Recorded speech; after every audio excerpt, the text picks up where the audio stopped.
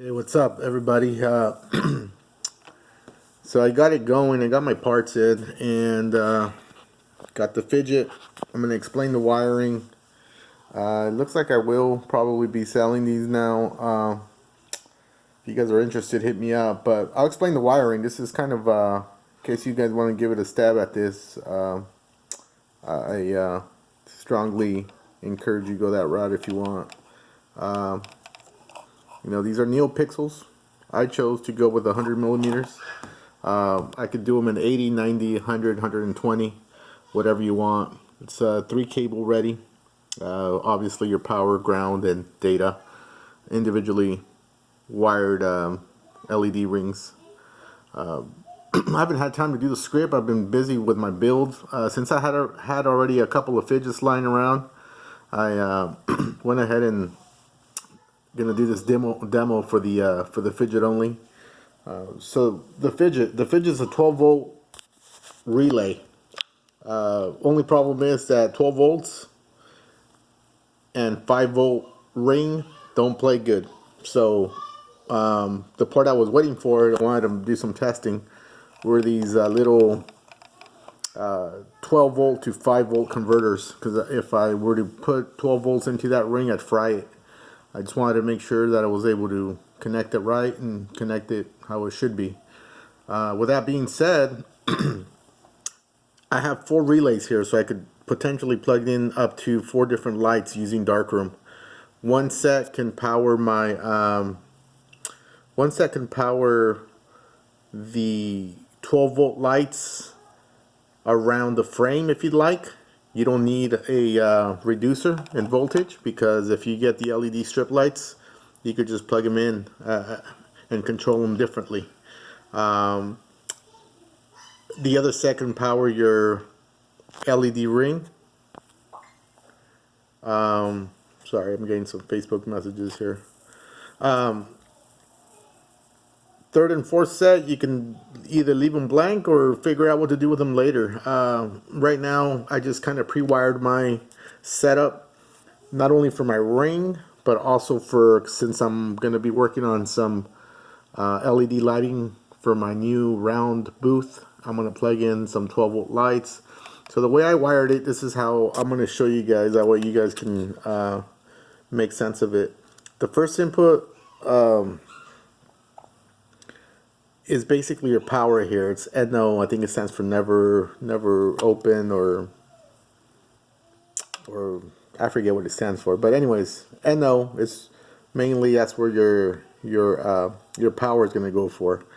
The middle section, is also power, but it's triggered by the relay. So the middle section would be where you'd plug in your LED lights. Your main power source comes in here. Middle section is for your LED lights. The third one's obviously your ground. I bridged them because that's kind of how I do things, and I wanted to make sure it wasn't working individually. So I bridged a couple of wires. So I'm using port 1 and 4 right now. Number 1 power goes to 1 power here, and same thing for the ground. I stuck out these extra wires here, so these are going to be actually added later at a later time whenever I plug in my other light. I'm using these car audio clips here. You just need a spade bit and it goes right in nice and clean. Aside of that, it's going towards my 12-volt adapter. My first light, like I said, is my LED ring, so I needed 5 volts into this baby. So that's one. On the output of the power, which is the middle one, you'll see the red going into it. The red, this is where the 5-volt reducer is being plugged in. From the 5-volt reducer is going into my box that I built. I'm going to clean that up a little bit later. I'm waiting for some casing. And then from my box, it goes over just directly to the light. So now that I'm in darkroom, I'll show you guys how it works. You put the light here so you can see. I opened up my darkroom booth.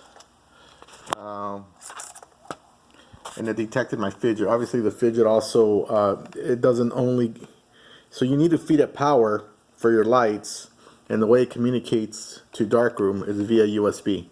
So that's how it sends a signal.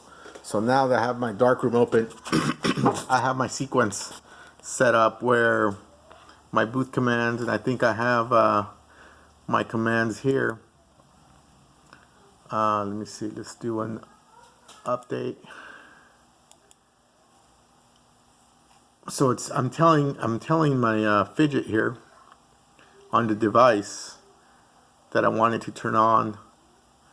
I guess I wanted it to turn on during the start photo session, so it's not on until that's on. And again, you could program, if I were to have LED lights around my ring, you could program them differently. You could have those on all the time and still have the ring light turn on and off whenever you want it.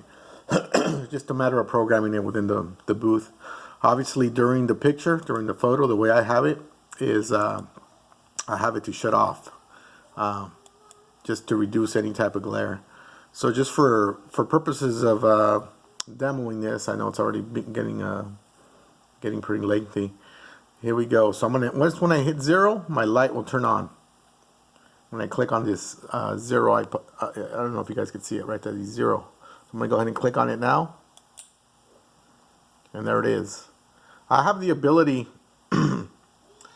I'm not going to disclose too much about my LED ring right now, but I have the ability to change programs. I could do about 150 different effects. Majority of those effects, I want to say about 100, are chasing effects. That's done pretty easily. Whatever you set it at, every time you turn it off or unplug it, it'll turn back on in the same setting. If you don't like that one or you want to do a different one, it's very easy to do. But I won't get into details regarding the ring right now. So off and on, off and on. So essentially, let me see if I could do a demo real quick of a start booth session. It's telling me there's no printers. Okay. That was for my daughter's birthday. There we go. Work the mirror. And it's going to shut off shortly.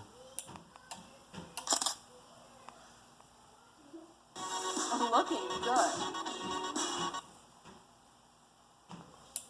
Here we go. And it starts. Say cheese. And it starts up again. Work the mirror. Anyways, this is a quick little demo. Just showing you guys how it works. If you guys have any questions, let me know.